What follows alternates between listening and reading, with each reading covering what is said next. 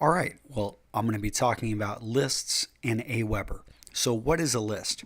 Well, Aweber gives you the ability, and I believe most other email marketing systems do, to create separate lists. And so, why would you want to break your subscribers up into separate lists?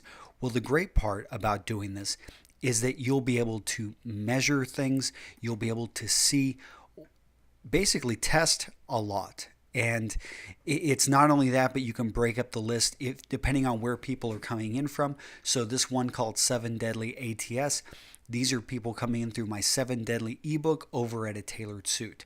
And then I've got 7 Deadly Sins list, and this is actually captured from the 7 Deadly Sins ebook. So the same ebook, but on a different website. So I know where these guys are coming from. And from this, I can see that A Tailored Suit is bringing me about 4 times as many subscribers.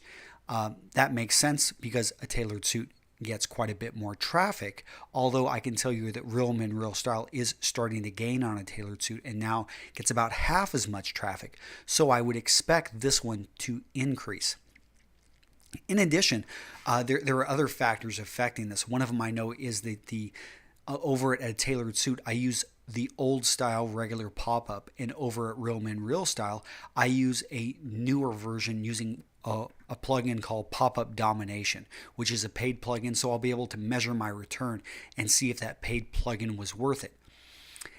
This one ATS exclusive, this is actually the first list I ever created. And this one's interesting because this one is not growing anymore. And I'll take you over to the home page where you can see this. So this subscriber list is one that I don't really work on. As you can see, the ATS exclusive here in the blue, I've got 0 new subscribers. And this one, I find I like that I can partition this because I know that these guys have been on my list the longest, some of them for almost a year.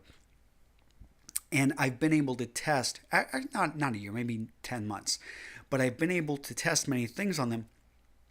However, I don't want them confused with the guys up here or the guys over here because I know that I offered these guys certain deals and I don't want to repeat those deals, even though these people I can show the deal for the first time, since I haven't shown these people the deal, or I have shown it to them multiple times. Sorry to be confusing.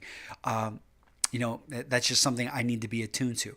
All right, so yesterday I can see that I had 36 people sign up from A Tailored Suit and 7 people sign up from Real Men Real Style. Today's a little bit more active. I've already got 11, and this is on a 24-hour period. So it looks like today I'm going to do a lot better over at Real Men Real Style and 28. This makes sense because it was a Friday. Fridays are usually pretty slow. And then I've got my other lists. So I've got my concealed carry. This was just a test list I threw up, and I almost netted about 100 people. I haven't really kept up with this list too much. Then this Real Men Real Style Insider list is a very interesting because this is over at Real Men Real Style, but it's a breakout, kind of like a deeper list where I invite men to become an insider.